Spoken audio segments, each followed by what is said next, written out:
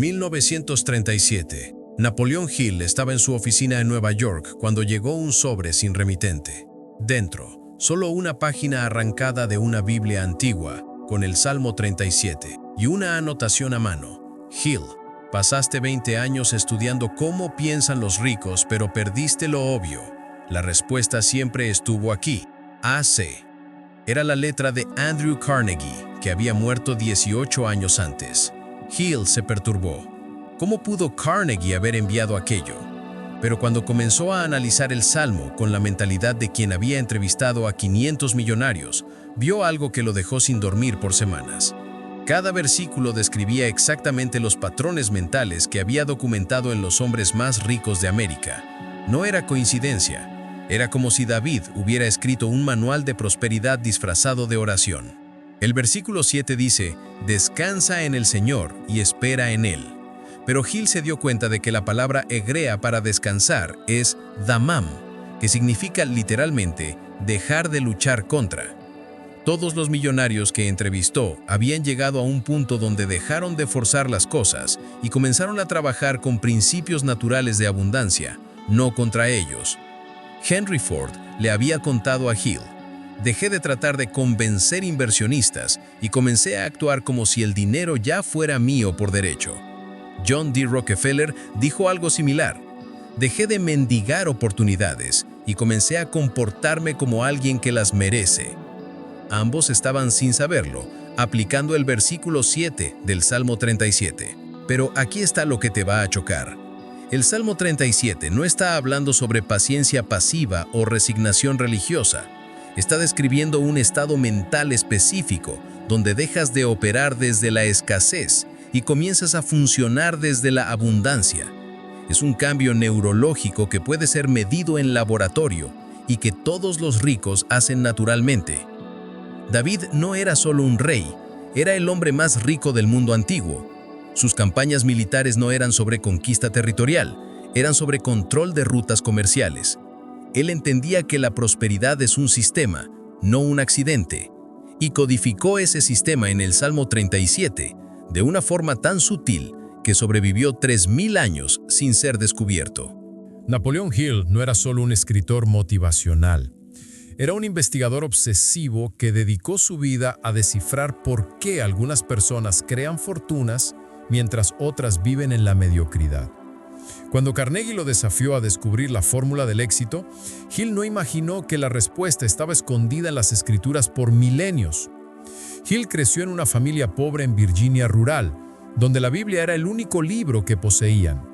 Su abuela leía el Salmo 37 todas las mañanas, pero siempre con lágrimas en los ojos, como si fuera un consuelo para quien acepta la pobreza como voluntad divina. Hill odiaba esa interpretación. Si Dios quiere que seamos prósperos, ¿por qué no nos enseña cómo hacerlo? La respuesta vino cuando se dio cuenta de que Dios ya había enseñado. David era un ejemplo vivo de alguien que salió de la nada y construyó un imperio. No era solo un pastor de ovejas que se convirtió en rey por suerte divina. Era un estratega genial que usó principios específicos para acumular riqueza y poder de forma sostenible. Hebreos 11:33 dice que David, por la fe, conquistó reinos, practicó la justicia y alcanzó promesas. La palabra alcanzó en el griego original es epitukano, que significa atingir un blanco a través de método sistemático. David no estaba esperando milagros que cayeran del cielo. Estaba aplicando leyes universales de prosperidad que funcionan independientemente de tu creencia religiosa. Hill descubrió que todos los millonarios que entrevistó seguían, inconscientemente, los mismos principios que David había codificado en el Salmo 37. Tenían una relación específica con el tiempo, con el dinero, con las oportunidades y con las personas. No era personalidad o suerte, era método. Thomas Edison estudiaba la Biblia todas las mañanas, no por religiosidad, sino porque encontraba en ella patrones de pensamiento que funcionaban en la práctica. Henry Ford mantenía una copia del Salmo 37 en su escritorio y decía que aquel texto contenía más sabiduría sobre negocios que cualquier libro de economía de la época. La verdad que Hill descubrió es esta. El Salmo 37 es un algoritmo de prosperidad disfrazado de oración. David sabía que si revelaba abiertamente cómo crear riqueza, los poderosos de la época destruirían el texto. Entonces, escondió la fórmula en un lenguaje religioso que sobreviviría a los siglos. ¿Ya despertaste a las 3 de la madrugada con esa opresión en el pecho, calculando cuentas en la cabeza? ¿Ya sentiste esa sensación de estar corriendo en una cinta, gastando energía pero no llegando a ningún lugar? No estás solo. Millones de personas viven en esa prisión mental que yo llamo complejo de escasez crónica. Es como si estuvieras manejando un auto potente, pero con el freno de mano puesto. Por más que aceleres, por más que te esfuerces, no puedes ganar velocidad. Y lo peor, ni te das cuenta de que el freno está puesto porque aprendiste a manejar así desde niño. Tu mente fue programada para operar desde la falta. Cuando ves una oportunidad, tu primer pensamiento es, eso no es para mí. Cuando alguien próspero aparece en tu vida, piensas, él tuvo suerte o él nació rico. Cuando el dinero llega, te sientes culpable por tenerlo, como si no lo merecieras. Proverbios 23:7 revela la raíz del problema, porque ¿cuál es su pensamiento en su corazón? Tal es él. Tu realidad financiera no es resultado de tus circunstancias, es resultado de la imagen mental que cargas sobre ti mismo. Y si esa imagen fue construida en la escasez, vas a atraer escasez, no importa cuánto trabajes. Hill documentó esto en cientos de entrevistas.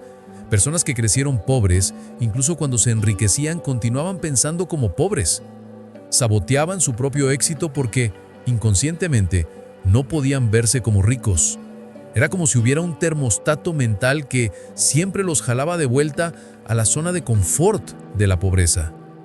El versículo 1 del Salmo 37 comienza con un mandato: no te impacientes a causa de los malignos. Pero ¿por qué David comenzaría un salmo sobre prosperidad hablando de personas malas? Porque sabía que la primera barrera para la riqueza es el resentimiento. Cuando ves a alguien próspero y sientes rabia, estás programando tu mente para rechazar la prosperidad. Es un círculo vicioso mortal. Odias a los ricos, entonces tu mente inconsciente hace todo para garantizar que nunca te conviertas en uno de ellos. Criticas a quien tiene dinero, entonces te saboteas cada vez que el dinero aparece en tu vida. Fuiste condicionado a creer que ser pobre es ser santo. Entonces tu espiritualidad se convierte en una prisión financiera. En 1923, un joven llamado James vivía en un conventillo en Detroit, trabajando 12 horas al día en una fábrica por salario mínimo.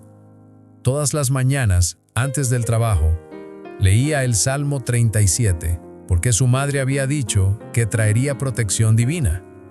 Pero James estaba cansado de solo sobrevivir. Quería entender por qué algunos colegas conseguían promociones mientras él permanecía estancado. Un día, James se dio cuenta de algo diferente en el versículo 23. Los pasos del hombre bueno son ordenados por Jehová, y él se deleita en su camino. La palabra ordenados en hebreo es kun, que significa establecidos con firmeza, como una fundación. No estaba hablando de suerte o favor divino. Estaba hablando de crear bases sólidas para el éxito. James comenzó a observar a los colegas que subían de cargo. Todos llegaban 30 minutos más temprano, estudiaban manuales técnicos en la hora del almuerzo y se ofrecían para trabajos extras. No estaban esperando reconocimiento, estaban estableciendo sus pasos con firmeza, exactamente como el versículo describía. En lugar de solo leer el Salmo como oración, James decidió usarlo como manual de instrucciones. Comenzó a llegar temprano, a estudiar y a ofrecerse voluntario para proyectos difíciles. En 6 meses, recibió su primera promoción. En 2 años, era supervisor. En 5 años, tenía su propio taller mecánico. Pero aquí está el detalle crucial. James no cambió solo su comportamiento, cambió su identidad. Dejó de verse como un operario que pide aumento y comenzó a verse como un líder que agrega valor. Este cambio de identidad fue lo que realmente transformó su realidad financiera. El versículo 25 dice: «Joven fui y he envejecido y no he visto justo desamparado». David no estaba haciendo una observación casual, estaba revelando una ley. Personas que operan desde la justicia, es decir, dar valor antes de recibir, nunca se quedan sin recursos. Es una ecuación matemática que funciona independientemente de la economía o la política. James aplicó esto en la práctica. En lugar de quejarse del salario bajo, se enfocó en volverse tan valioso que cualquier empresa pagaría bien para tenerlo. En lugar de competir con colegas, los ayudaba a crecer creando una red de personas agradecidas. En lugar de guardar conocimiento, enseñaba, estableciendo su reputación como especialista. El concepto central que Napoleón Hill descubrió en el Salmo 37 es lo que llamó mentalidad de heredero. Es la diferencia entre operar como empleado de la vida o como propietario de ella. Y esta diferencia se revela en una sola palabra que aparece 16 veces en el Salmo: heredarán. Versículo 9. Porque los malignos serán destruidos, pero los que esperan en Jehová heredarán la tierra. Versículo 11. Pero los mansos heredarán la tierra y se recrearán con abundancia de paz. Versículo 22. Porque los benditos de él heredarán la tierra. David no está hablando sobre la vida después de la muerte. Está describiendo cómo la mente próspera funciona en el presente. La palabra heredar en hebreo es yarash, que significa tomar posesión de algo que ya existe. No es sobre crear riqueza de la nada, es sobre reconocer y tomar posesión de la abundancia que ya está disponible a tu alrededor. Hill se dio cuenta de que todos los millonarios pensaban de esta forma. No veían escasez, veían oportunidades esperando ser reclamadas. La diferencia es radical. Una persona con mentalidad de empleado piensa: necesito convencer a alguien de que me dé una oportunidad. Una persona con mentalidad de heredero piensa: necesito descubrir dónde puedo agregar más valor. La primera mendiga oportunidades. La segunda las crea. Hill documentó esto en detalle.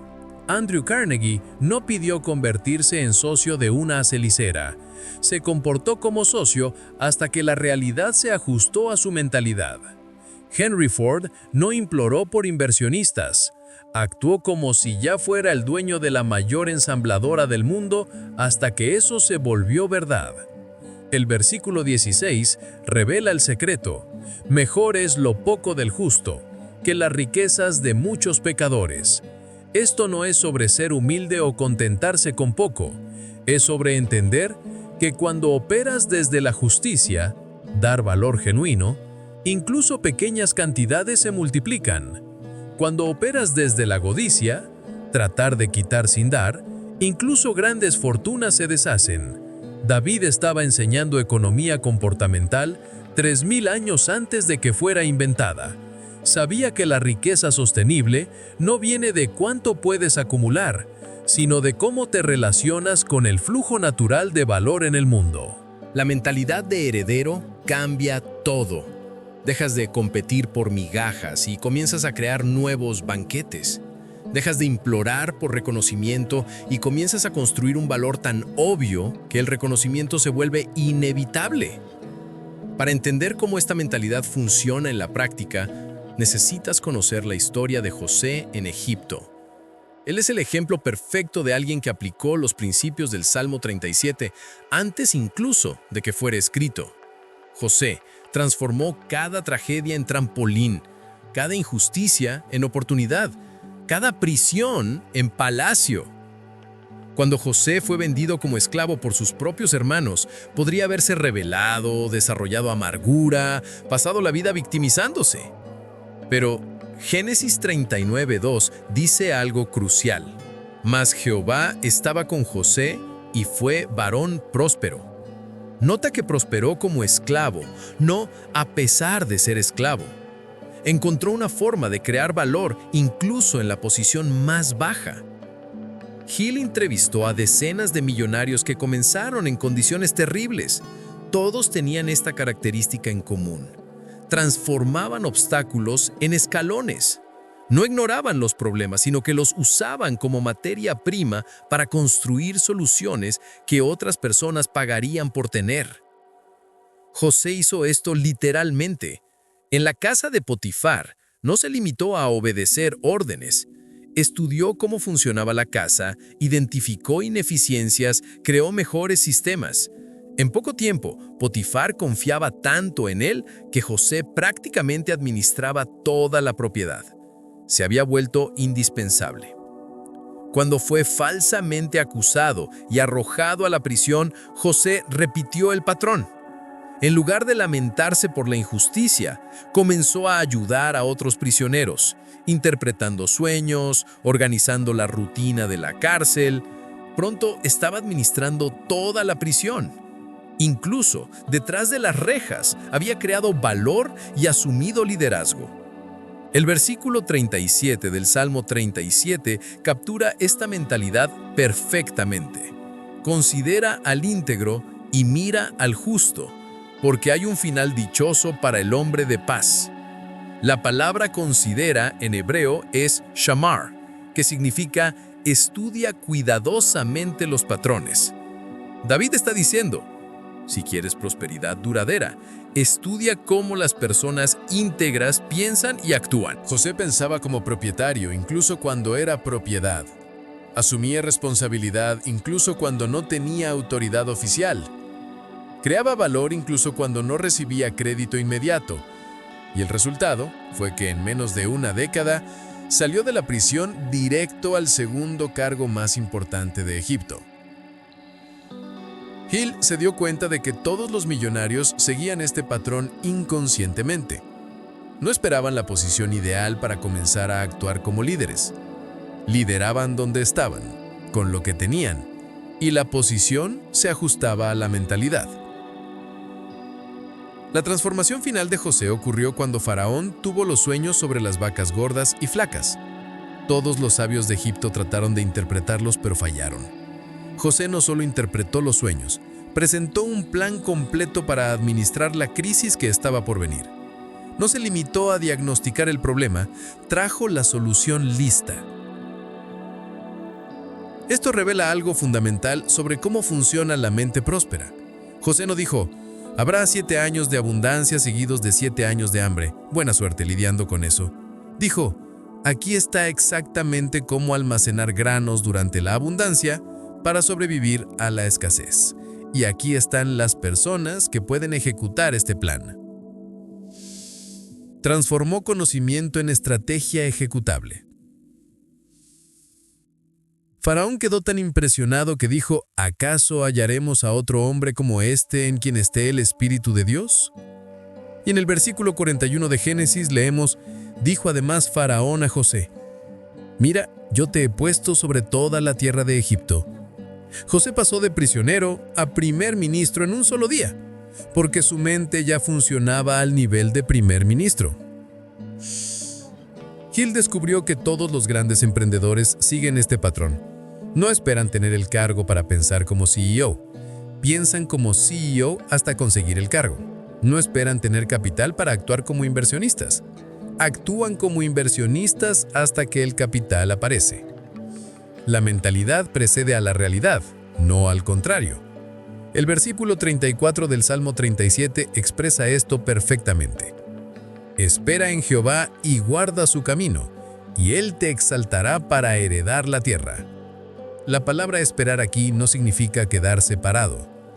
En hebreo es kawá, que significa entrelazarse, alinearse completamente con los principios correctos. José se entrelazó con principios de administración, planificación y liderazgo.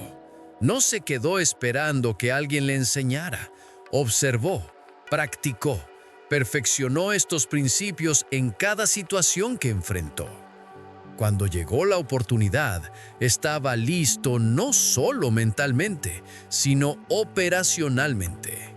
Durante los 7 años de abundancia, José implementó el mayor proyecto logístico de la historia antigua.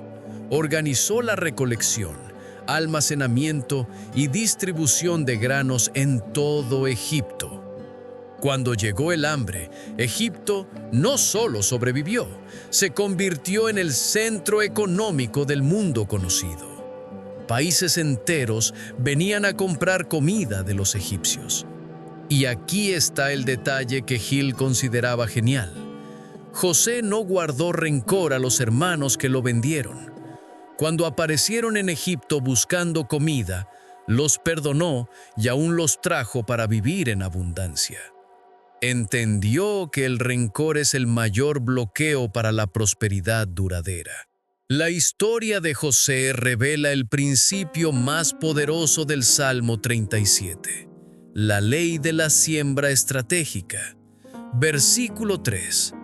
Confía en Jehová y haz el bien, y habitarás en la tierra, y de cierto serás alimentado. La palabra alimentado en hebreo es ra'á, que significa pastorear, cuidar recursos de forma sostenible. José no solo sobrevivió a la escasez, creó abundancia para una civilización entera. Pero esto solo fue posible porque plantó las semillas correctas durante los años de preparación. Cada injusticia que sufrió, cada habilidad que desarrolló, cada relación que construyó, se convirtió en parte de una red que lo sostuvo cuando llegó al poder. Hill se dio cuenta de que todos los millonarios hacían esto instintivamente. Invertían en sí mismos durante los años oscuros, desarrollando competencias que parecían innecesarias en ese momento. Warren Buffett estudiaba reportes financieros por placer cuando era adolescente. Bill Gates programaba computadoras cuando nadie sabía para qué servían. Se estaban preparando para oportunidades que aún no existían. El versículo 18 revela cómo funciona esto. Conoce Jehová los días de los perfectos, y la heredad de ellos será para siempre. La palabra conoce en hebreo es yadá, que significa observa íntimamente con propósito. No es acerca de predestinación mística, es acerca de cómo las personas íntegras se alinean naturalmente con oportunidades que crean valor duradero. José tenía esta visión de largo plazo. Cuando interpretó los sueños de Faraón, no estaba solo prediciendo el futuro, estaba proyectando cómo transformar una crisis inevitable en una ventaja competitiva permanente.